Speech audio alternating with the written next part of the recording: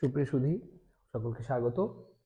আমরা আরেকটি ইংরেজি ভাষাবিজ্ঞানের উপর ক্লাসে উপস্থিত হয়েছি এবং এই ক্লাসটি হলো মূলত আমাদের আমরা একটি উচ্চারণগত ক্লাস আর কি। এটা আমরা কিভাবে প্রোনাউন্সিয়েশনটা করব এটার উপর কাজ করে থাকি। আমরা আসলে কি রকম করে উচ্চারণটা করব? আমরা কি ব্রিটিশ অ্যাকসেন্টে উচ্চারণ করব, নাকি আমেরিকান অ্যাকসেন্টে উচ্চারণ করব, নাকি আমরা আমাদের অ্যাকসেন্টে উচ্চারণ করব? এখন এই জিনিসটা থেকে আমাদের একটা শেখার বিষয় আছে, হলো যে আমি চাইলে তাদের মতো করে উচ্চারণ করতে পারি, সম্ভব, কিন্তু আমি আমার মতো করে উচ্চারণ করতে চাই, আমি আমার মতো করে প্রনাউন্স করতে চাই, কিন্তু সঠিক উচ্চারণটা হতে চাই। সঠিক উচ্চারণটা থাকা খুব প্রয়োজন, কিন্তু আমি আমার এশিয়ান টোনে কথা বলবো। হ্যাঁ, প্রনাউন্সিয়েশন সেম সেম হবে, কিন্তু টোনটা হবে আমার নিজের। টোন মানে কি? আমার গলা, আমার ভয়েস। ঠিক আছে, আমি তো আমেরিকান ভয়েসে কথা বলবো না। আমার প্রনাউন্সিয়েশন সেম হবে, প্রনাউন্সিয়েশন শুদ্ধ হবে।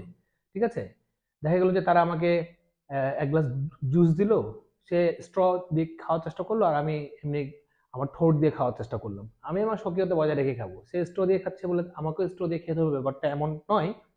আবার এমনও নয় যে কি যে আমি স্ট্র দিয়ে খেলে মহাভারত অশুদ্ধ হয়ে যাবে, ব্যাপারটা এমনও না। হ্যাঁ, তো আমরা আজকে আলোচনা করবো হচ্ছে অ্যাপোস্ট্রফি ডি যদি থাকে, এই অ্যাপোস্ট্রফি ডিটা কোথায় কি অর্থ প্রকাশ করবে এবং এটার পূর্ণরূপ কখন কি হবে, আমরা ডাব্লিউএইচ কোশ্চেনের ক্ষেত্রে আজকে আলোচনা করব বিশেষ করে। যেমন এখানে দেওয়া আছে ওয়াইড, উচ্চারণ হবে কি? ওয়াইড। সঠিক উচ্চারণটা কি হবে?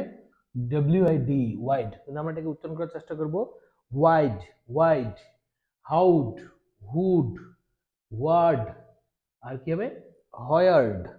এখন এটা যদি আমরা বাক্যে রূপ লাভ করি, দিই আমরা যদি বলি why did you do this, দেখেন why did you do this, এভাবে আমরা বলতে পারি। কিন্তু আমরা যখন ফার্স্ট বলতে যাব তখন আমরা বলতে হবে why'd you do this, why'd you do this, why'd you do this, why'd. তারপর আমরা যদি বলি how did you do this, how did you do this, এখানে এই ডিটা ডিড এর অর্থ প্রকাশ করতেছে। How did you do this, এটাকে আমরা যদি দ্রুত বলতে চাই, ফার্স্ট বলতে চাই, তাহলে বলতে হবে how do you do this. ঠিক এভাবে who did you go with, এটাকে আমরা কি বলতে পারি? Who'd you, who'd you, who'd you go with.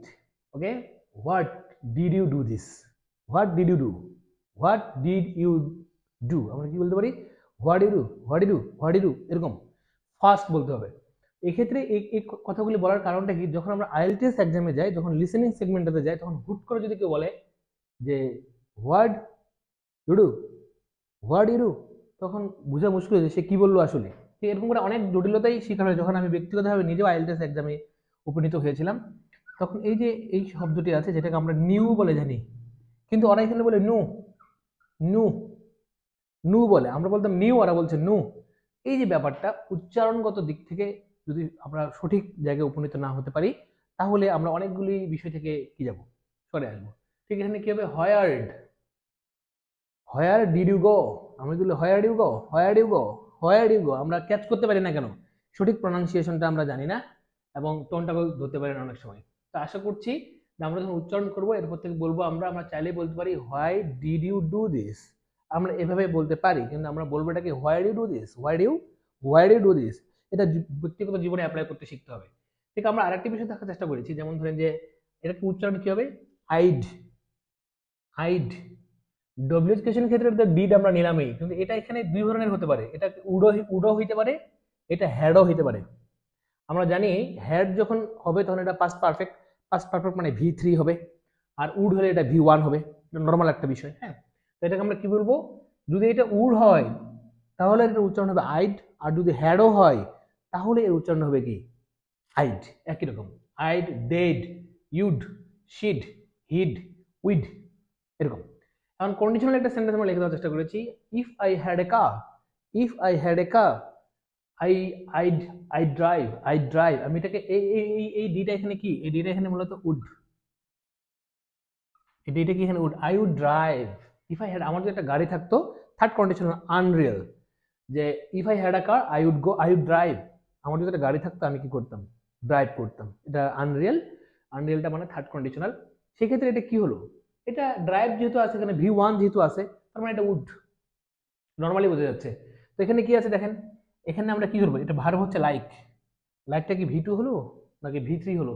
এটা ভি1 এ আছে। যেহেতু ভি1 আছে আর এটা উড, মডাল ভার্ব। এখন এখানে কি আছে, ইটেন, ভার্বে 3 আছে। ভার্বে 3 মানে এটা কি হবে, এখানে আই হ্যাড আছে, কিন্তু আমরা উচ্চারণটা কি করব, এখানে আমরা উচ্চারণ করব if I had a car I drive, I drive. এই ক্ষেত্রে এটা কি করব, I would like an apple, এটা বলবো নাকি, বলতে পারি, নো প্রবলেম, কিন্তু আমরা চাইলেই বলতে পারি এটাকে সঠিকভাবে এবং খুব বেশি ফাস্ট যদি করতে চাই, শ্রুতি মধুর করে তুলতে চাই, তাহলে এটা কি বলবো আমরা, I'd like an apple, I'd like an apple. হ্যাঁ, এখানে কি হবে তাহলে, এটা এটা আসলে মূলত কি, I had eaten an apple, এটা। কিন্তু আমরা চাইলে এটা বলতে পারি কি, I'd eaten an apple, I'd eaten apple, I'd eaten an apple. তাহলে আইড দ্রুত উচ্চারণ করার জন্য ব্যাপারগুলি হচ্ছে, তাই না? তাহলে অ্যাপোস্ট্রফি ডি নিয়ে আমরা যে আলোচনাটি করলাম ডব্লিউএস কোশ্চেনের ক্ষেত্রে এবং নর্মাল ক্ষেত্রে, এক্ষেত্রে আমরা চেষ্টা করব যে দ্রুত উচ্চারণ করার জন্য যেগুলি নিয়ম আমরা বলে দেওয়ার চেষ্টা করলাম, সেগুলো আমরা দৈনন্দিন জীবনে প্র্যাকটিস করার চেষ্টা করব। আর আমাদের ব্যর্থতার জায়গাগুলি হলো যে আমরা ক্লাস 1 থেকে দ্বাদশ শ্রেণী অনার্স মাস্টার্স পর্যন্ত ইংলিশ পড়ি 12-14 বছর, কিন্তু আমরা ইংলিশে না পারি সঠিক লিখতে, না পারি সঠিক বলতে, না পারি সঠিক করে শুনতে, আমাদের ইংলিশ গানের কোনো অভ্যাস নেই, আমরা গান শুনি না, এবং আমরা ইংরেজি মুভি দেখি না। আমাদের ভার্সেটাইল হতে হবে এবং প্রতিটি সচেতন মানুষকেই দ্বিভাষিক ত্রিভাষিক হওয়া উচিত, যে 2-3টা ভাষা তার জানা উচিত। এক একটি ভাষার গভীরতা এক এক রকম, এক একটি ভাষা মানে এক একটা জাতি গোষ্ঠী, সে কোন কোন ভাষাগুলো ইউজ করতেছে, কোন স্টাইলে ইউজ করতে চেষ্টা করতেছে, সেগুলো সম্পর্কে জানাটা খুবই জরুরি। আমরা শুধু বলতেছি কি যে আমরা কিভাবে গ্রামার করা যায়, কিভাবে গ্রামার বেস পড়া যায়। দেখেন, আমরা জানি যে এই শব্দটি কোত্থেকে এসেছে, ল্যাটিন, এই শব্দটি কোত্থেকে এসেছে, গ্রিস, এই শব্দটি কোত্থেকে এসেছে, সংস্কৃত। এগুলি কিছু কিছু ভাষাগোষ্ঠী ছিল বা কিছু কিছু ভাষার একটা গোত্র ছিল যেগুলি থেকে শুধু গ্রামারটাকে ইউজ করা হতো, যেমন ল্যাটিন, আমরা বললাম গ্রিক, এবং আমরা বললাম সংস্কৃত। এগুলি কিন্তু ভাষা বংশ বা এই যে ভাষার যে যে শাখা উপশাখাগুলি আছে, এগুলি কিন্তু মারা গেছে, ভাষাগুলি কিন্তু মৃত, এখন ডেড। পৃথিবীর কোনো সভ্য রাষ্ট্রই গ্রামার বেসড তার ল্যাঙ্গুয়েজটিক কি হয় না, লার্নিংটা শুরু হয় না। সে অবশ্যই দৈনন্দিন জীবনে আমরা যখন নিজেরা বাংলা বলার চেষ্টা করি, তখন কিন্তু আমরা গ্রামার ওয়াইজ চিন্তা করে কথাটা বলি না। তো সেই জন্য ভাষা জ্ঞান খুব জরুরি। পৃথিবীতে প্রথম মানুষ যেটা আসলো, সে প্রথম বলতে শিখেনি, সে প্রথম এসে কি করেছে, দেখেছে, দেখেছে, আগে দেখতে হবে, তারপর সে শুনেছে, তারপর সে বলেছে। বলতে পারাটা একটা বিশাল আবিষ্কার, বলতে পারাটা একটা বিশাল অর্জন, এবং সেটা অবশ্যই সুন্দর করে বলতে হবে। বলতে পারার মধ্যে অনেক কিছু রয়েছে। সুতরাং আমরা ম্যাগাজিন পড়বো, আমরা ইংরেজি পত্রিকা পড়বো, আমরা ইংরেজি মুভি দেখার চেষ্টা করব, আমরা সাবটাইটেলে গান শোনার চেষ্টা করব, যেন আমরা দৈনন্দিন জীবনে ভাষাটাকে একটু ভাষাগত দিক থেকে যেন আমরা উৎকর্ষ সাধন করতে পারি। অনেক ট্যালেন্ট মানুষ আছে, অনেক কিছু জানে, কিন্তু সেই ভাষাগত দুর্বলতার কারণে সে তার বিষয়টাকে ফুটে তুলতে পারে না। আশা করছি আমাদের এই বক্তব্যটা আপনাদের নতুন করে কিছু শেখাতে বা ভাবাতে সহায়তা করবে। সকলকে ধন্যবাদ।